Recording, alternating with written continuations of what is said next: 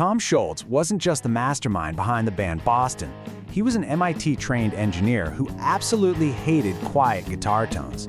To get a 100-watt Marshall screaming inside an apartment, he had to invent a device that literally broke the laws of standard amplification. Today, we're decoding the power soak architecture.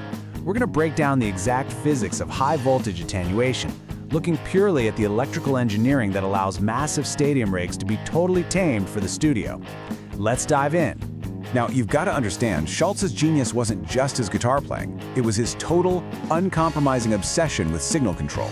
At the time, guitarists had virtually zero control over the tone of a fully cranked amp. Scholz was running Les Pauls equipped with DiMarzio super distortions, feeding those into a compressor, then an MXR 6-band EQ, and finally into an early 70s Marshall Superlead 100. But to capture his legendary tone, he needed to place EQ devices right between a fully driven power section and the speaker cabinet before hitting a final 31-band equalizer. You simply can't do that if the signal leaving the amp is raw, unattenuated electrical fire. He needed a way to intercept that signal. And his solution was completely unprecedented.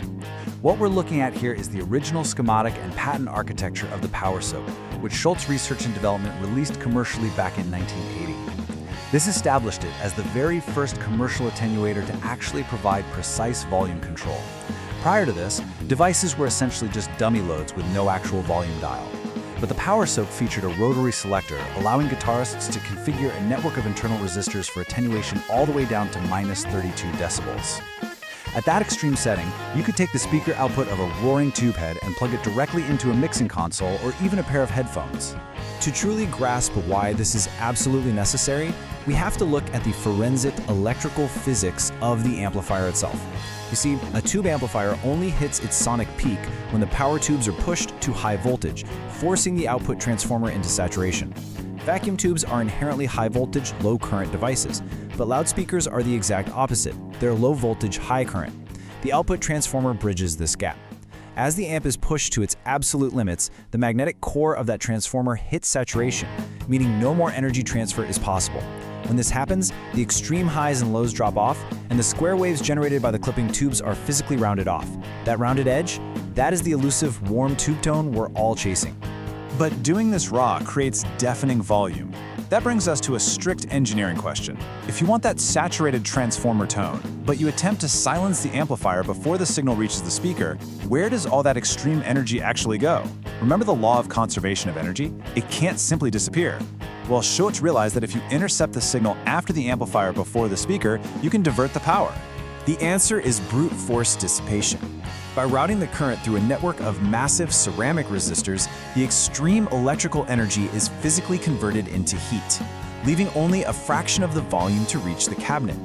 Inside the power soak's ventilated steel box, those resistors act exactly like a high-wattage light bulb.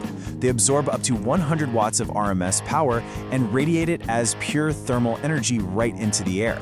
Obviously, this requires highly specialized, heat-resistant components. Without proper thermal management and heavy-duty speaker cables, this level of electrical impedance would cause immediate and catastrophic failure. Which leads us to an absolutely crucial warning about amplifier safety and the physical survival of your gear. Operating a tube amplifier without a speaker or a heavy-duty dummy load is functionally identical to the dangerous electrical mechanics of an automotive ignition coil. Now, a tube amp can safely sit at idle all day long with no speaker attached as long as there's zero input signal. But the very second you strike a string, you are introducing extreme danger. We really need to visualize this threat. Think about a standard automotive ignition coil and its cross-section.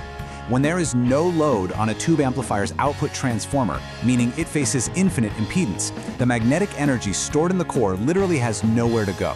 As the alternating signal drops, that massive magnetic field collapses. This induces a massive flyback voltage spike of over 3,000 volts right back into the primary windings. Neither your tubes, nor the wiring, nor the sockets are designed to handle 3,000 volts.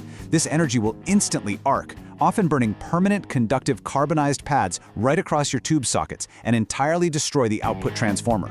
Make no mistake, it is a fatal event for the amplifier. Because the load is non-negotiable, we have to understand the two types of attenuation. Early designs, including the power soak, primarily used resistive loads. Flat resistive loads safely absorb energy using large resistors, and while they protect the amp perfectly, they can honestly make the tones sound dark or kind of muddy at high attenuation. Why? Because they don't react to the amplifier. A real speaker cabinet's impedance is dynamic.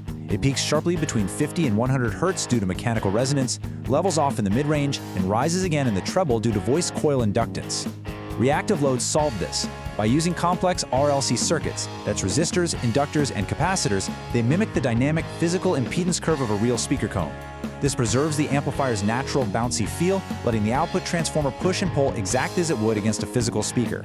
So now that we understand the physics, here is the critical engineering checklist to use an attenuator safely at home. Step 1. You must match the impedance perfectly. If your amplifier output is set to 8 ohms, your attenuator and your cabinet must also be configured to 8 ohms. Step 2. Never run a tube amplifier into an attenuator without a connected load, or that flyback voltage we talked about will instantly destroy your output transformer. Step 3. Choose between a resistive load for a flat output response or a reactive load to mimic the natural physical movement of a speaker cone. So, I'll leave you with this final thought. Have you been trusting your expensive vintage guitar tone to sheer luck?